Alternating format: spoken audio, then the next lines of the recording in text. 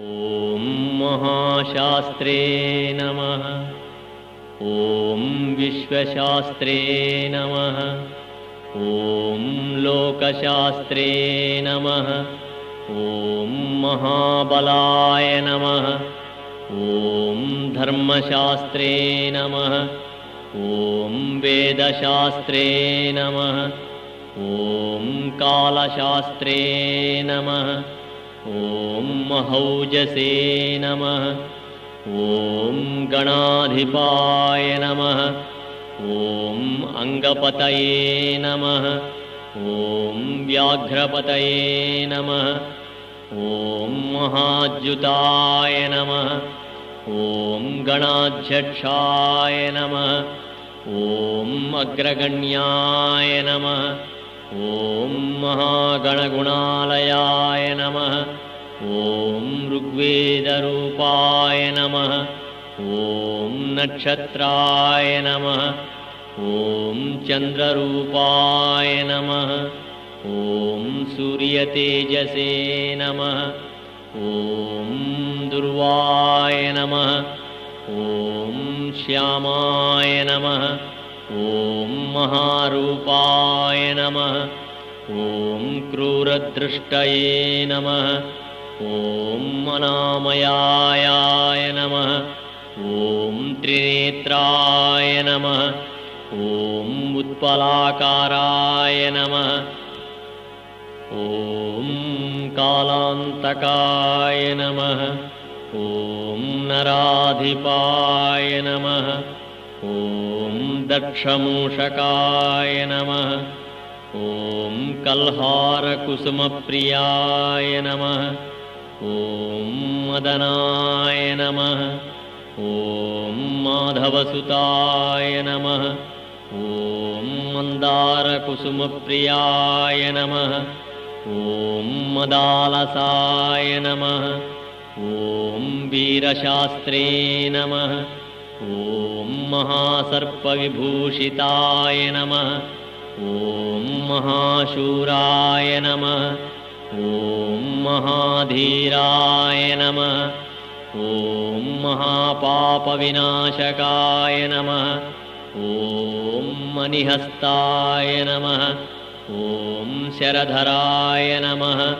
ॐ हालाहलधरसुताय नमः। ॐ अग्निनयनाय नमः। ॐ अर्जुनपतेय नमः। ॐ अनङ्गमदनातुराय नमः। ॐ दुष्टग्रहाधिपाय नमः। ॐ शास्त्रे नमः। ॐ शिष्टरक्षणदीक्षिताय नमः। ॐ राजराजार्जिताय नमः। ॐ राजशेखराय नमः। ॐ राजसोत्तमाय नमः। ॐ मञ्जुलेशाय नमः। ॐ वररुचये नमः। ॐ वरदाय नमः। ॐ वायुवाहनाय नमः। ॐ वज्रांगाय नमः। ॐ विष्णुपुत्राय नमः। ॐ खड्गपाणये नमः। ॐ बलोज्झताय नमः। ॐ त्रिलोकज्ञानाय नमः। ॐ अतिबलाय नमः। ॐ कस्तूरितिलकाञ्चिताय नमः। ॐ पुष्कलाय नमः। ॐ पूर्णधवलाय नमः।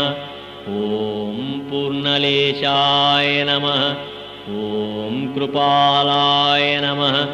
ॐ वनजनाधिपाय नमः। ॐ पाशहस्ताय नमः। ॐ भयापहाय नमः।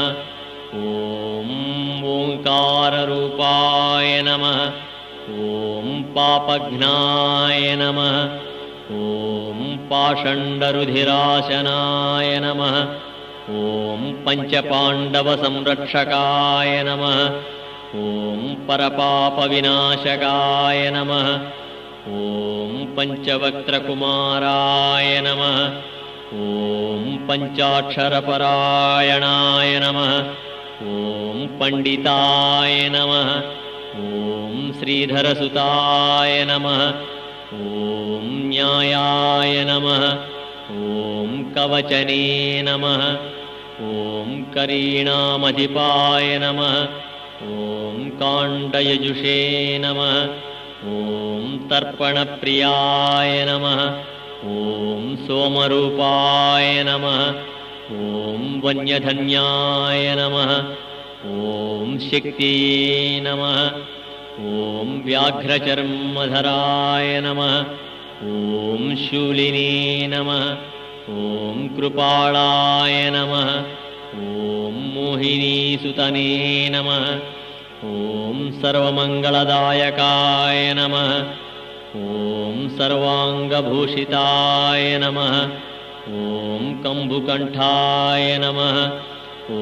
दूर्झटिने नमः ॐ वीराय नमः ॐ वीरनिलयाय नमः ॐ वीरेन्द्रवन्दिताय नमः ॐ विश्वरूपाय नमः ॐ वीरपतये नमः ॐ विविधार्थफलप्रदाय नमः ॐ महारूपाय नमः ॐ चतुर्बाहवे नमः ॐ परपाशविमोचकाय नमः ॐ नागकुण्डलधराय नमः ॐ किरीटाय नमः ॐ जटाधराय नमः ॐ नागलाकारसंयुक्ताय नमः ॐ नानारत्नविभूषिताय नमः श्री अय्यप्पस्वामिने नमः।